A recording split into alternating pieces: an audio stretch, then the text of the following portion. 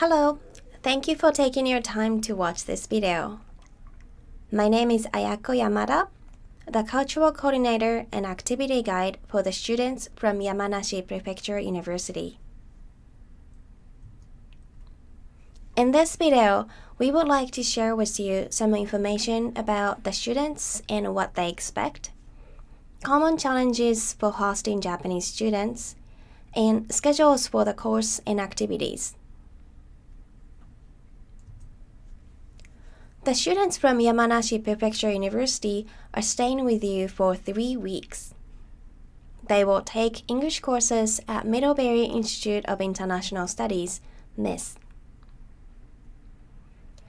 Yamanashi Prefecture is located in the central area of Japan, as you can see on the map, and 13 students coming this summer are all female students.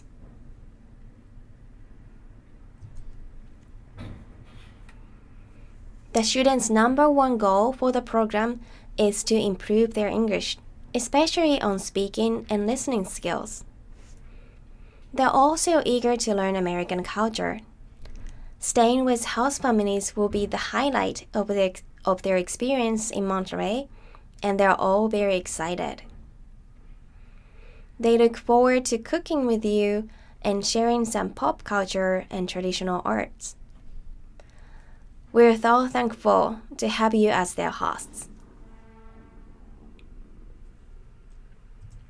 However, hosting international students in your home sometimes causes difficulties for both sides, students and families. Have you ever had any challenges before? Or what kind of troubles you think could occur? And how would you solve the issue?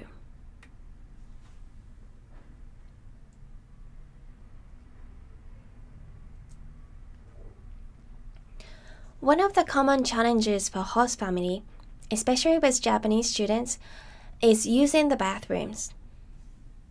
In Japan, people take bath every night and families tend to do laundry every day.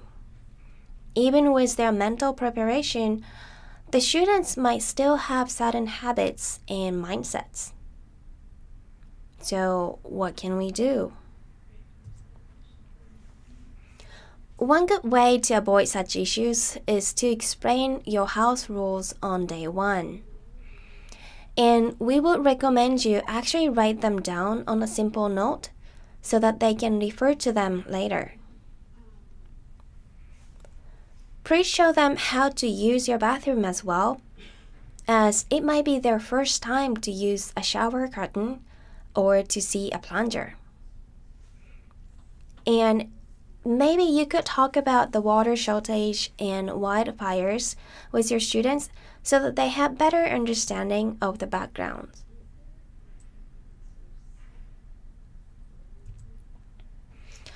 Another thing we hear is students don't eat much. This might happen because they are tired or missing some familiar food. We want them to try new things in the States, but we also want them to stay healthy. Sometimes students get constipated or have diarrhea because of all the changes they encounter.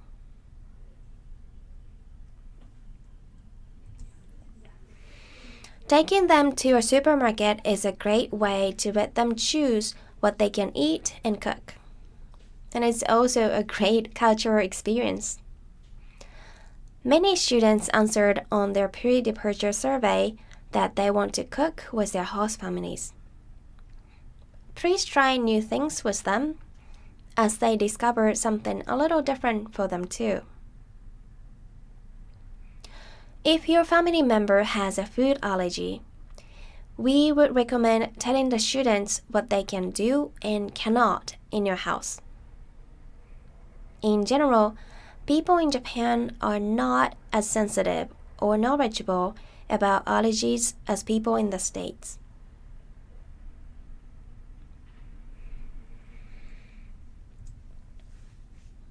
Another common issue that host families face is that students are very quiet and do not appear they appreciate what the family does. This often happens because a lot of Japanese students have difficulties speaking. English education in Japan, although it's changing, is focused on translation and reading. Even after 6 years of English classes in junior high and high school, many students do not have enough experience speaking English. Also in Japan, keeping yourself calm and reading each other's moods are cultural norms. Students are not used to saying their own opinions even in Japanese. Now they have to deal with the English barrier too.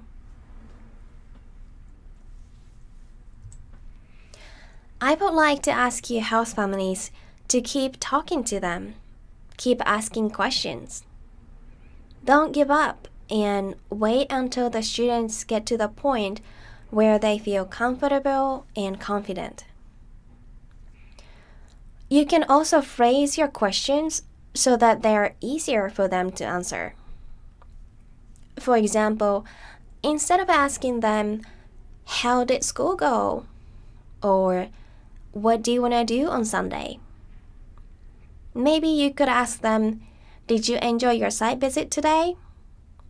Or on Sunday, "Shall we go hiking or go shopping in a mall?" While we want to encourage speaking and listening, sometimes students have much better understanding if you write it down. Now, you might be wondering, what can we talk about with students? Here you can see the students' schedule of courses. We encourage you to talk with them about what they're learning in class. What unites the 6 courses is a general focus on caring for the planet, which is broken down into 3 topics: caring for the ocean, caring for people, and caring for the land. Each week, our students participate in one community service activity or site visit that is related to the week's topic. For week 1, which is our Caring for the Ocean week, the students will participate in a beach cleanup activity, which will be hosted by Save Our Shores. As indicated in your program schedule, the cleanup will take place at San Carlos Beach Park on Friday, August 19th from 11 a.m.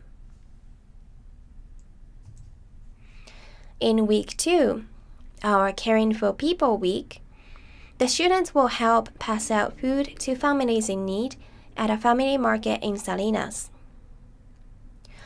Local families and food producers donate the food to family markets.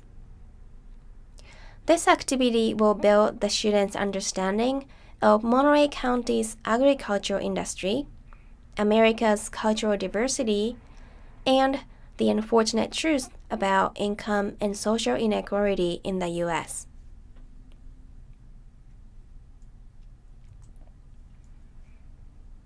In week 3, on the Wednesday, not the Friday, our students will volunteer with Me Earth, a nonprofit organization dedicated to habitat and wildlife restoration.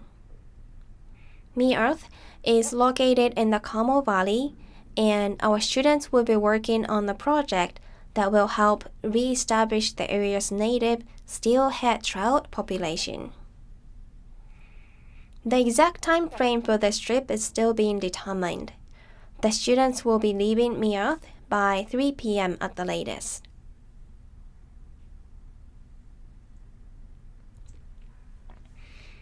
On Saturdays, we plan some fun activities for the students.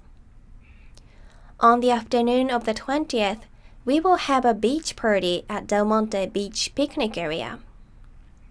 We would love to welcome the host families to join us too. We'd ask you to bring some food, and it'll be a great chance for you to cook with students. Please RSVP by Wednesday through your students. And on the 27th, we are taking them to visit the Monterey Aquarium.